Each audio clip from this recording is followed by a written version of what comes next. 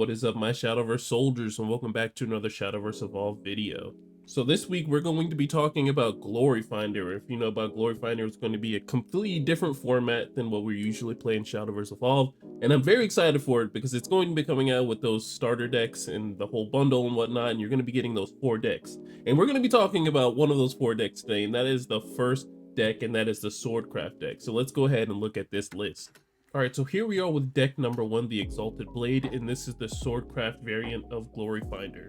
Alright, and the thing that we already know about Swordcraft is it's usually flooding the board, or it's playing really fast, one of those two things, or it's either in a different version where they're playing to like a mid-tempo version, where, you know, the longer the game gets, they're going to play some big cards, and then those big cards do things for your smaller cards later on throughout the game. Yes, I'm looking at you, Leonitis. But with Gloryfinder, we're in a whole different format, so Swordcraft might be an entirely different deck than what we usually know. So let's go ahead and get into it. Alright, before we get into each card, let's go ahead and figure out what the Gloryfinder rules are. So remember, you can only have 50 cards with no duplicates in your main deck, and there are no clash restrictions regardless of leader. And remember, for your evolved deck, there can be 20 cards max with no duplicates, and then there's no clash restrictions regardless of leader. And remember that everyone has like sort of a commander or a glory card, and it's a single card placed face up next to your leader at the start of the game and can be played at any point as if it were in your hand, and it must be the same class as your leader, and this has to be the same class. Alright, so the first card we're going to be looking at is Amelia Regal Saber, and she's a 5 cost, she has Rest, Sail, and Ward, and she's from set 1. If you don't already know what this card is, she's very good when your opponent's playing too many cards. She gives herself that aura, so she can't be targeted by abilities, and then she gets that +2/+2, so she's a pretty good card overall to just have one of. Alright, to save some time, we're going to be doing the unevolved and evolved cards like so. So we have Leven Saber. I'd say this is an absolutely good card to run in any Swordcraft deck. The fact that it can just refresh on strike is just amazing, and then this paired up with Leonitis Resolve just means that he's going to be even bigger, he's going to be swinging for more damage twice, and it's just fun for everyone. Unless, you know, you're on the opposite side of Albert and you're being swung on.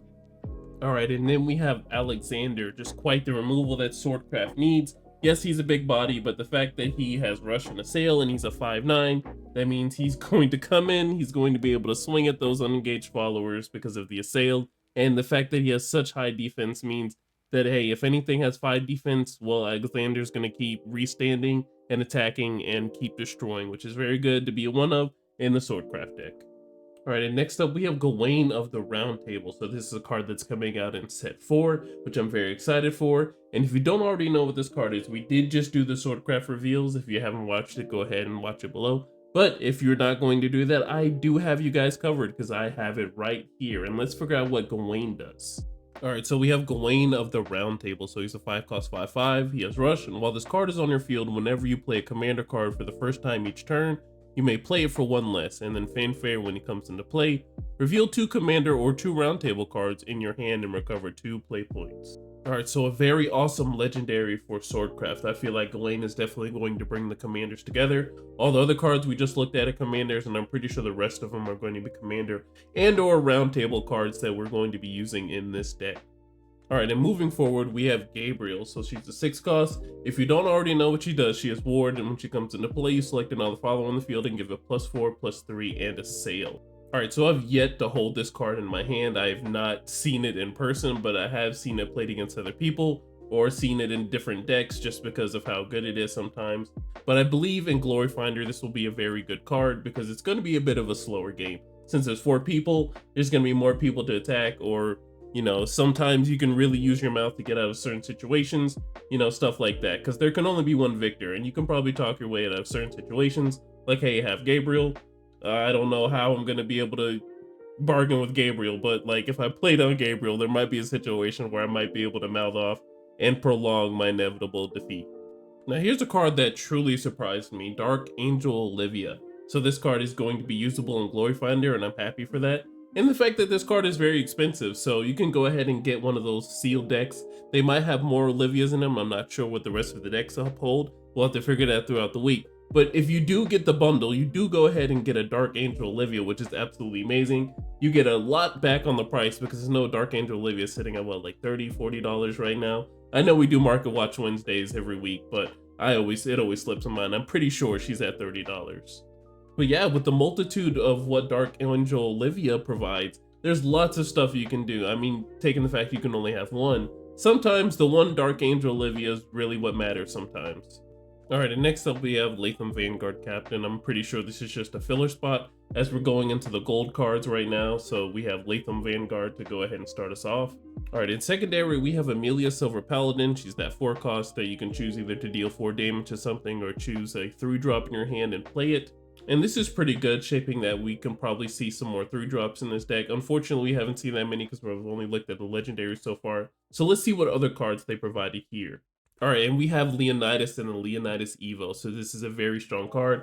I believe this is definitely going to be one of the top contenders for the Gloryfinder cards that just sits there on the left and waits for its time to shine. This is definitely a card for it because Leonitis's resolve is just such a strong ability. And if you don't have like the removal of like banishing to stop this last words effect, or the execute to go ahead and get rid of the amulet, you're in hot trouble for the rest of the game whenever Swordcraft followers are played. Alright, and here we have Cyclone Blade, so let's see what Cyclone Blade does. Alright, and we have Cyclone Blade, so it's a 3-cost spell. You select a commander follower on your field and you deal damage to each enemy follower on the field equal to the selected follower's attack. Alright, and so one thing that Swordcraft needed was some spell removal that wasn't Unbridled Fury, where you had to have an X amount of cards on the field to do X amount of damage to one card. Well, now we have a spell card that's for sure going to be doing damage to the entire field, and the fact that we only have one of it makes it pretty fair and balanced because you can only expect it once per game. Alright guys, and I want to go ahead and apologize. I could not find the next card, and that's Confront Adversity. I know it's a card that's coming out on set 5, it's pretty good, so let's go ahead and figure out what it is. Alright, and we have Confront Adversity, so it's a 2-cost spell. You summon a Shield Guardian and a Knight token. If there's an enemy follower on the field that originally cost at least 6 play points, give them +3/+3 to the summon Shield Guardian and Knight tokens and recover 2 play points. Alright, looks like a 2 for 2. You essentially just pay 2 and you get a Shield Guardian token and a Knight token. But if any one of your opponents, that being any the other 3, have a follower that costs 6 play points or less, then you give those tokens +3/+3 and then you essentially make this card for free since you get those 2 play points back. Alright, we have Wingy and Wingy Evolve. So the one thing that's good about him is because he has Ward. But the other good thing is that when you evolve him, you can go ahead and go through your deck that has those 50 cards. Search for your one card that has no duplicates, which is pretty nice as well, and go ahead and get it out. Start your chain. That could be either Gunner Maid Saria, Quick Blader, or even Maid Leader to go ahead and start it going. And then you can start moving forward from there. And then we have the Raina Archangel. So this card is very good in Runecraft, I've been hearing, just so you can recover the play points. But I mean, essentially a 4-cost ward in the starter deck isn't too bad. Definitely this could be one of the upgraded cards you can use, but Raina isn't bad of an option since the games are probably going to go very long. Alright, and then we have Leorial Archer Throne. So let's go ahead and figure out what this card does. So we have Leorial Archer Throne. So he's a 3-cost neutral. When this card is on your field, your leader cannot take damage from effects, and then you can quick activate, engage this card, and you deal 2 damage to each enemy leader. This is a pretty cheeky card. If your opponent's going to be doing damage to you through burn, well, this card specifically says they can't do that, but to do its ability, you have to engage it so it can become the target of other followers. Alright, so in the past, I feel like I've called this card the Doar Roy Demon, but it's Doar Roy Demon, and let's figure out what this card does. So we've got Doar Roy Demon, so it's a 4-cost, it has a Fanfare and Last Words to deal 1 damage to each enemy leader and enemy follower on the field. The one thing I do find pretty funny is that if any of the other decks have Leorial, this card is dead in the water except for the followers on the field. But the fact that you have a 4-cost 4/4 that when he comes into play, he deals 1 damage to everything, that's pretty nice, and when he dies, he does the exact same again. Alright, so it wouldn't be a Swordcraft deck if we did not have Floral Fencer. So every single sword list I've seen, Floral Fencer has been a part of it. She's just very strong. If there's any character to resemble Swordcraft besides Erica herself, it would definitely be Floral Fencer because this card is in every single deck. So then we have Maid Leader. So Maid Leader is one of those cards you're going to search off of with Wingy.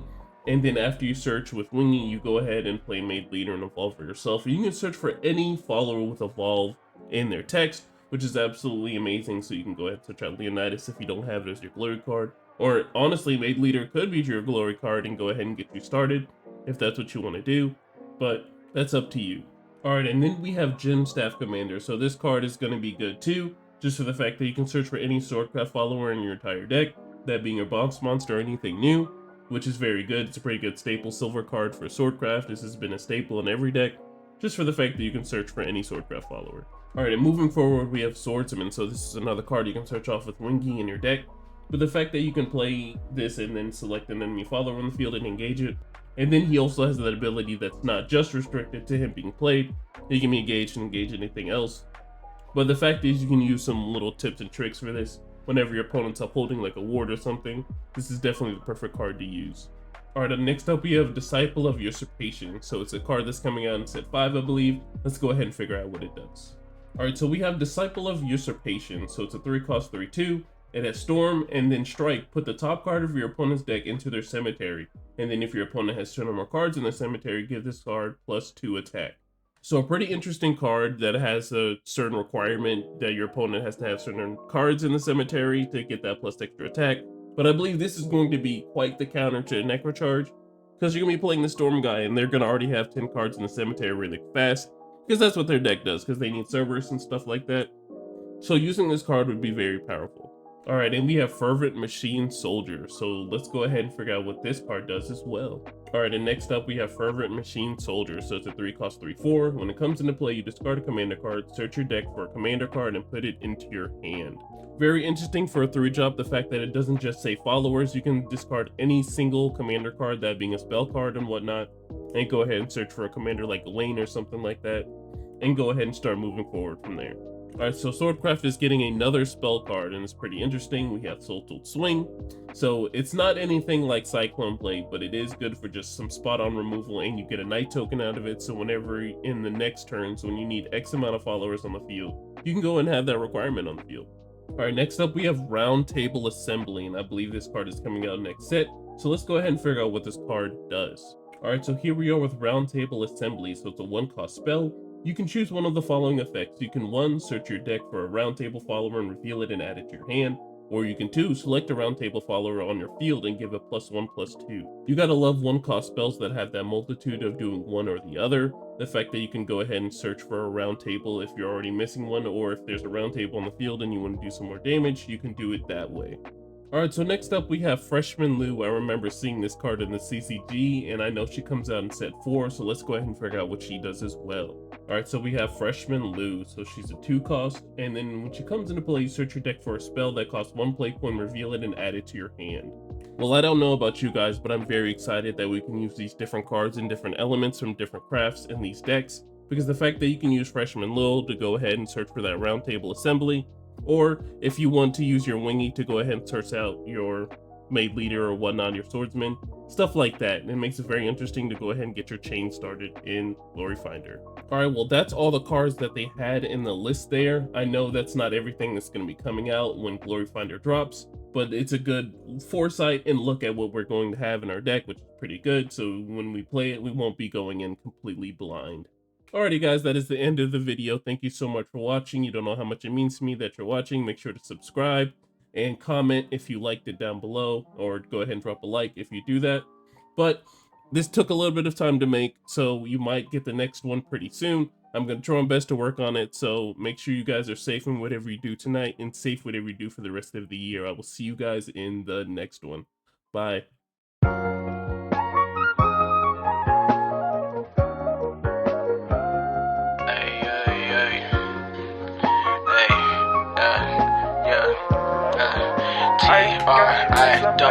I gave you all my love, baby, my heart is cold when you're around. You warm it up, liquid gold, baby, yeah, you warm it up, liquid gold, baby, and my affection, all that paper you wasted. Take my love.